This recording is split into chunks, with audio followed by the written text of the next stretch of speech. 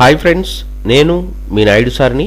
100% మీరు మాట్లాడతారు Nihali spoken English institute. ఈ వీడియోలో మనం ప్రెజల్ వర్బ్ గో ఇన్ గురించి తెలుసుకోబోతున్నాం. ఈ వీడియో గనక మీకు నచ్చినట్లయితే లైక్ చేయండి, షేర్ చేసుకోండి. షేర్ చేసుకోవడం వల్ల ఎంతో మంది ఇంగ్లీష్ రాని వారికి నిహాలి స్పోకెన్ ఇంగ్లీష్ని పరిచయం చేసిన వారు అవుతారు. మీరు గనక మన నిహాలి స్పోకెన్ ఇంగ్లీష్ని మొదటిసారి చూస్తూ ఉన్నట్లయితే తప్పకుండా సబ్స్క్రైబ్ చేసుకోండి. Phrasal verb go in.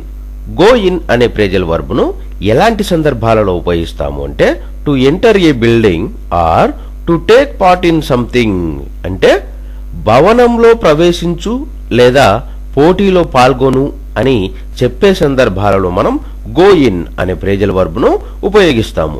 Example తీసుకున్నట్లయితే she got in the building, ఆమె భవనంలోకి వచ్చింది.